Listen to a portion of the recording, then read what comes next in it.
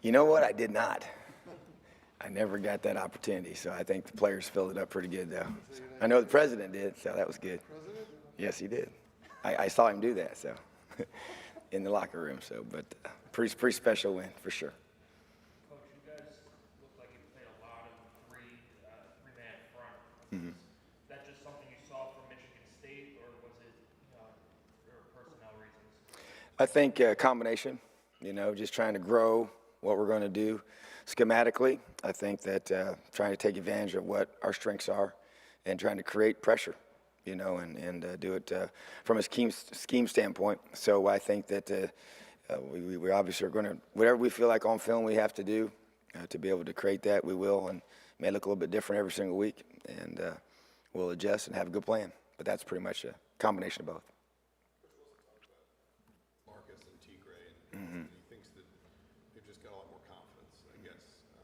What have they meant to you as you talk particularly about sort of evolving that defense as the year goes on? What have those two guys in particular maybe meant to you this first season? Yeah, I think a lot. I'm a linebacker myself as a player, as a coach that position, most of the places I've been, that in the secondary, and really have a real passion about that position, being the leaders of the defense, taking ownership of it, just verbally, physically, talking about being a leader, being a productive guy. Those are the kind of two things, and they've embraced that. And I've never had a great defense where we didn't have really good linebackers, and both of those guys, they're really quality people. First of all, which is fun to be with every day, but they both are extremely bought in from the very beginning, and that's a tribute to them, and they're wanting to get this right and get things fixed. And so, they've really been guys I've leaned on. I pull them aside, I meet with them, I talk to them, and rely on them to help me understand the pulse of the defense as a unit, and obviously as their confidence has grown, understanding the scheme and their checks and adjustments, it's allowed them to play faster, play better, and be the productive players that I thought they would be from the beginning. So they've been a huge part of this, and will continue to be moving forward. Talk to you guys about, you guys have played a very solid game, but you're not able to stop the last drive in regulation, but then you guys help win the game in overtime. That's right. What did you say in between end of regulation and OT for you guys? Well, we really was disappointed that we didn't finish the game.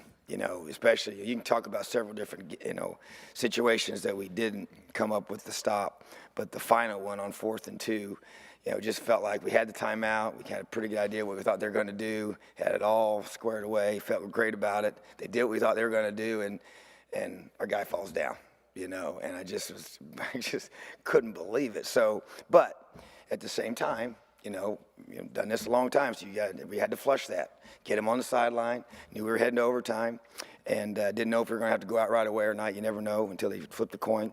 But I was a little concerned. I'm not going to sit here and act like I wasn't, because anytime that happens, you could look at the two benches.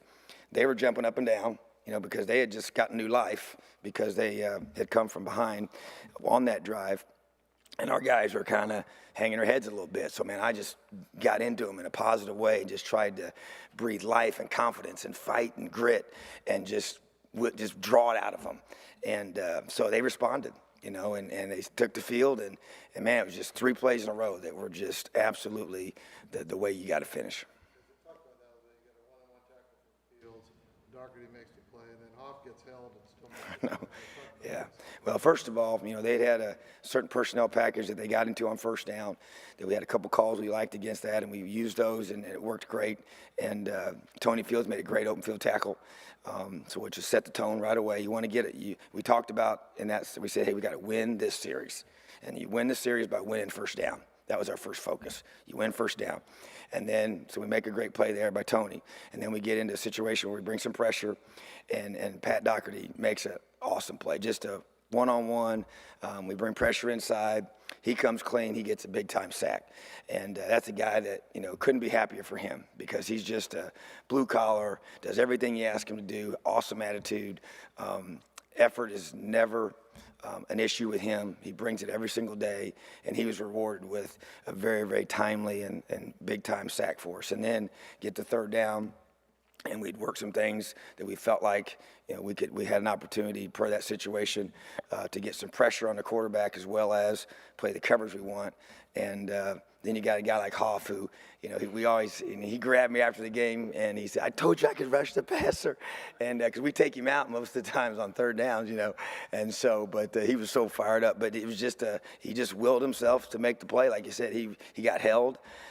Going against we thought their best lineman, one-on-one, and he won the one-on-one at the most critical point in the game.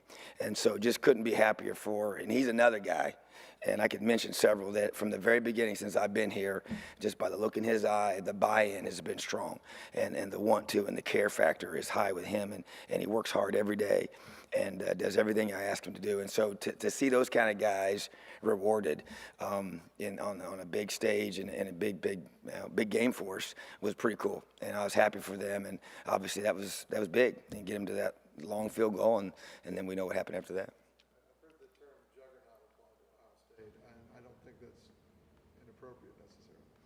What do you see? Really good football team, and I've been fortunate to be able to see several up close and personal the last several years.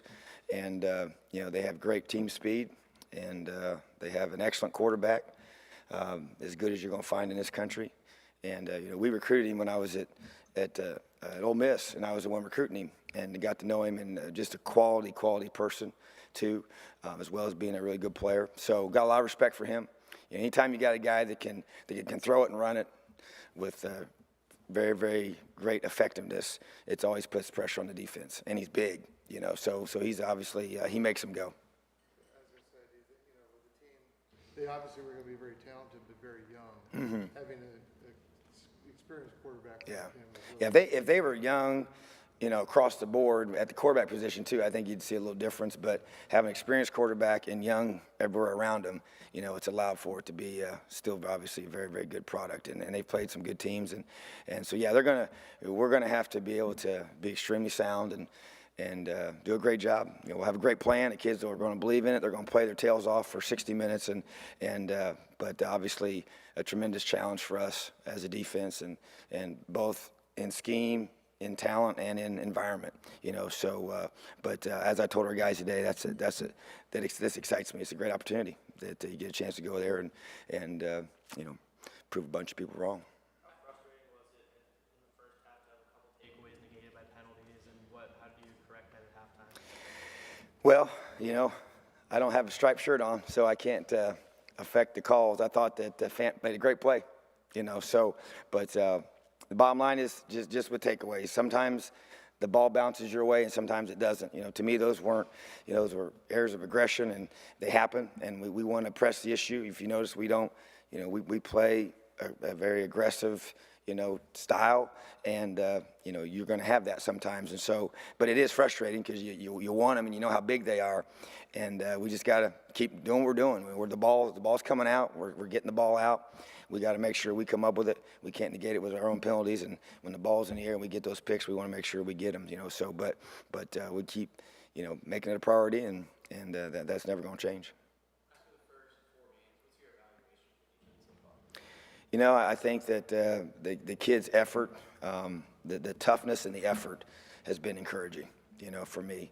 I still think we make too many mistakes, and we obviously gave up one real long pass play that was a mistake on our part, and the other one was not the exact same mistake, but it was a blown coverage, and just can't do that. We can't give those. We work too hard to get the stops. We were really, really good on third downs, which I thought was probably the difference in the game, in addition to the overtime play. But those were big time for us. Both the way we played defensively and the way our offense played offensively in those situations was really key for the change in the fourth quarter and allowing us to take the lead. So, but to me, you got to continue to emphasize those things. So to me, everything we said from the beginning hadn't changed. We're going to be emphasizing takeaways. We did a great job in the beginning. We got to continue to get more of those. Haven't been happy with those last couple games. And then our tackling has continued to improve, although in the fourth quarter we got a little fatigue, missed some tackles. So it's about finishing still. So I still don't see us, I want to see us create more depth. I want us to be able to continue to play more guys for more reps that allow us to be more, fresh in the fourth quarter. and be able to do a better job there. So that'd be my assessment, that I feel like the things that we can control, I've been pleased with. You know, the things that we got to continue to work at in terms of execution and being able to adjust the scheme, you know, on the field, that takes time. You know, it's the leadership part, it's the reps, it's guys feeling comfortable in the defense. Those things are continuing to develop, but obviously not where we need to be. But I think you see continued growth as opponents get better each week. You know, we've got to continue to make that advancement, and I see that. So I'm proud of our guys' effort and their toughness. You talked about depth. A couple of guys, you know, that really are surfacing. Ashawn Riggins, the freshman corner, and then Chris Covington, the third quarterback. All of a sudden, linebacker really showed. Talk about them a little bit. Yeah, I think you know, Ashawn to me is a guy that I've mentioned a few times earlier, and continued to be impressed by him. He played extremely well, and he's a guy that has the skill set, has the length, but once again, great kid. You know, cares, has tremendous eye contact when you talk to him. He listens, he responds, and that's what you want. You know, but he has the skills, the athleticism, and the ability to cover guys that you know, a lot of guys don't with his length. You know, so very, very encouraged by his development, and he needs to keep progressing.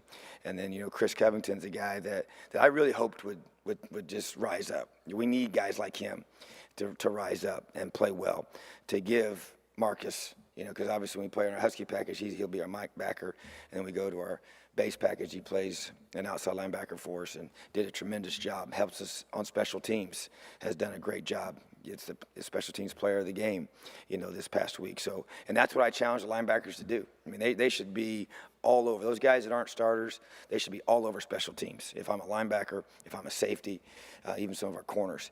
And so he's accepted that challenge, and he needs to continue to develop. And for him, it was even just learning defense. Sometimes when you're a 2 or a 3, you don't get as many reps as the ones might at times, and so he has to really study film. He comes in extra, and you know, Coach Inge has done a great job with him and getting him to be able to know what he's doing. You know, so really encouraged by Chris, and we need to continue to have him make plays. Coach, what kind of challenges does a player like Marriage Back Chris Samuel present, and how do you contain the challenges? Yeah, I think, you know, anytime you see this much speed, you know, you want to keep it leveraged. You know, you don't want to see it out in space. You know, obviously that's where they'll be able to take advantage of you. And schematically, they do a great job of making that hard. You know, they really do. And, you know, their whole offensive staff is, you know, excellent. You know, first class and how they prepare and how the conflicts that they put you in defensively.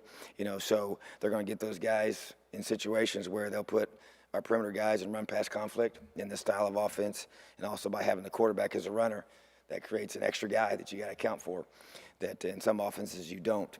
You know, so I think that anytime you got that much speed, you know, it makes you nervous. You know, because speed is a tough thing. That's why everybody wants it. You know, so I think that you know, Coach Meyer, no matter where he's been, he builds it like this. You know, and so I think that he's got a bunch of guys, and if they kind of rotate him in too, it's really kind of almost, there's so many of them, you just kind of, you know, it's whoever's in that spot. You know, we talk about our guys recognizing pictures, you know, because it doesn't really matter who's in that position. It's just where that position is lined up. And so we don't make a big deal too much about individual guys other than the quarterback. And we just got to be able to, you know, keep that speed contained and keep it hemmed in so we can get a bunch of guys to the football and get that speed on the ground.